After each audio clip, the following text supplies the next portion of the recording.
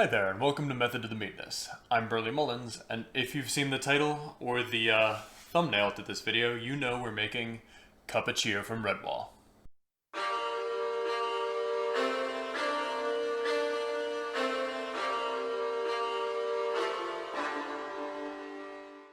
Just like I did with the Skyrim mead, I'm going to be putting a little bit of water into this first to help keep the honey from congealing too hard on the bottom. It doesn't always help that much. And I do intend to use every bit of this honey, but I am going to measure exactly how much goes in.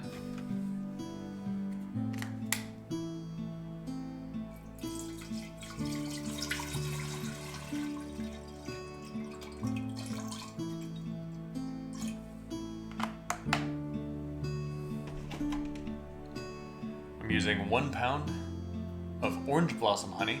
I highly recommend using orange blossom honey for your meads at home. It's a good varietal of honey to have on its own or with other flavors. It's not too punchy, but it can hold its own.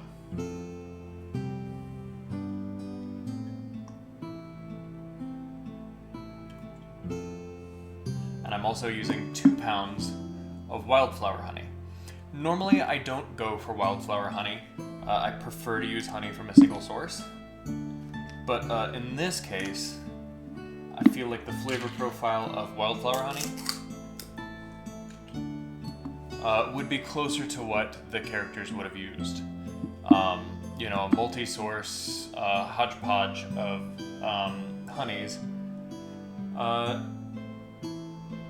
local to them. And since honey is the star of the show here, but it is not the only flavor, and it shouldn't be the punchiest flavor in this one. I'll get to that in a minute. So ideally, I do want 3 pounds of honey for this. And the scale is useless because I forgot to tare it. Oh, that's what you get for rushing. But the idea is to get as much of this honey in there as I can. To that end, I'm going to show you a little trick. This is spring water, which I do recommend you use. You do want some of that mineral content. But it's been unopened until this very episode. And honey is naturally antiseptic, so you don't have to worry too much about microbes at this stage of the game. Although the fermentation vessel was completely sanitized prior to filming.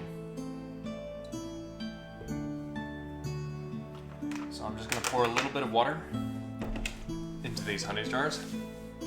I'm going to shake the snot out of them to try and get every single drop. That way I do get the 3 pounds that I'm after.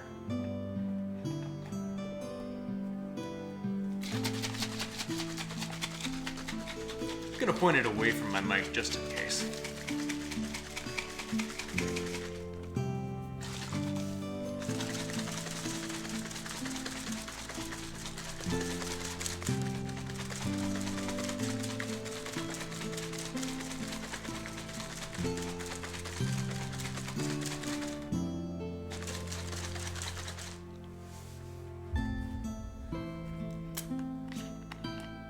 That should be good for this one.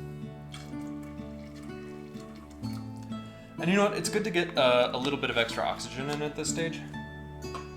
We will want that for the yeast.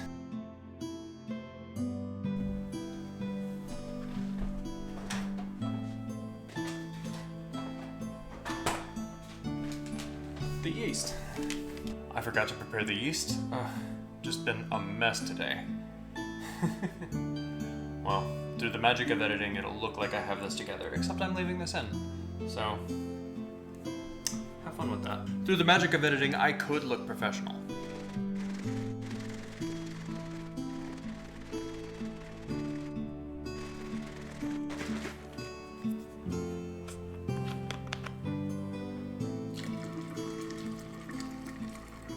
And to that end of dissolving honey and getting more oxygen into this environment, I'm gonna go ahead and put away this scale that ended up being useless today.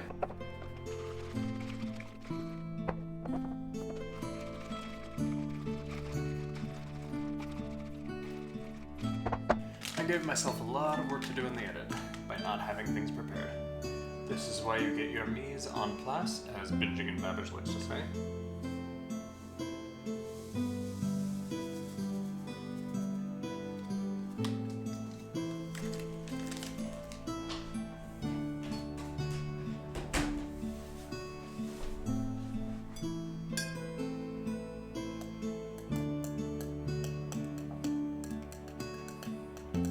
My ducks are not in a row.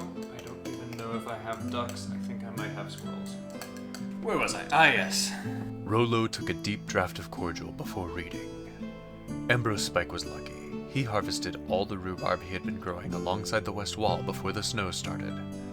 The snow is now so deep, they have named this season the Winter of Deepest Snow. The weather outside is harsh and gloomy, but Redwallers are merry and snug within our abbey. I helped Ambrose in the cellars today. He is squeezing the rhubarb with great stone slabs and ale barrels as weights. The juice we mixed with clear honey and poured into a firkin. It is a beautiful pink color. Ambrose Spike would not allow me to touch it. He says it will not be properly ready for at least 2 seasons. But when it is ready, Ambrose is of the opinion it will be unequaled for taste. I left him to go back to my recording today. Ambrose was fitting the lid tight onto the firkin with soft willow withes. He had a brush and vegetable dye to paint the name on the firkin. I like the name he has chosen for this wine, the Cup of Cheer. As you've just heard from the passage from the book, I'm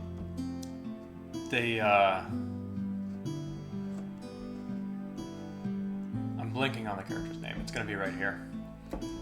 He crushes the rhubarb, but I don't have the equipment for that, so I'm just going to steep my rhubarb. Should have a similar effect, given the amount of time that this is going to steep in primary fermentation. Maybe one day I will own a fruit crusher, or vegetable crusher in this case.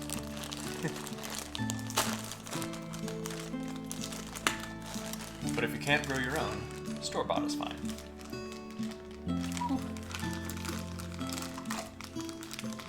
So this rhubarb is all going in.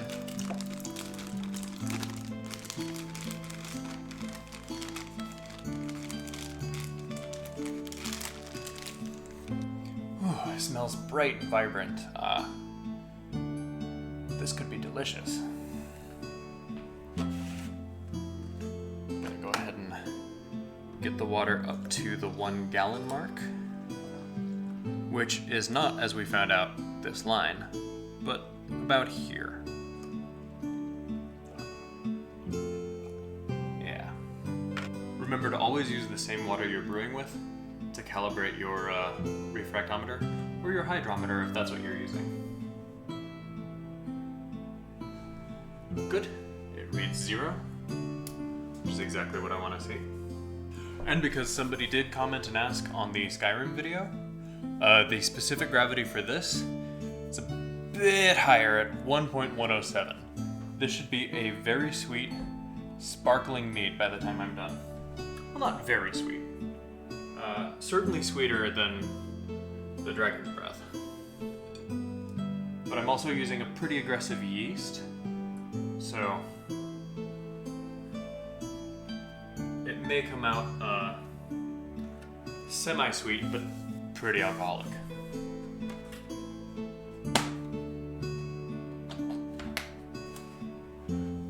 Which would be nice. Would be nice.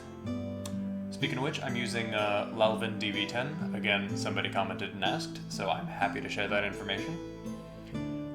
Which is a champagne yeast, but not the go-to. I've used it with success before, and it does hold on to a lot of fruity characteristics, which I'm hoping to see with the rhubarb.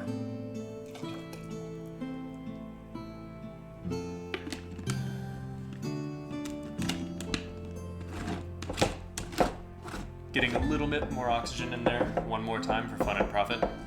And in a couple of days, I'm going to add some yeast nutrient, although with the inclusion of the rhubarb, it may not be as necessary this time. The yeast should be able to get some nitrogen content from the actual plant material.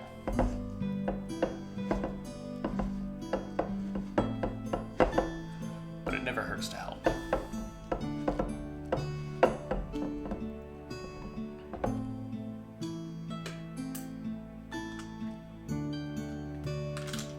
But let's go ahead and get just a little bit more oxygen in there.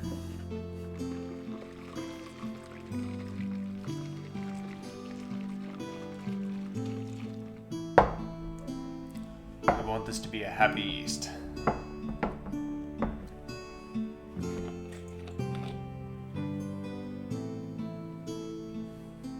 This is sanitation fluid, by the way. I've used Star San in the past. This is SaniClean right now. They're both absolutely fantastic. Star San just has a lot of bubbles. Useful in some cases, not so useful in others. At the moment, I would just prefer to keep it still. This is what I got the distilled water for.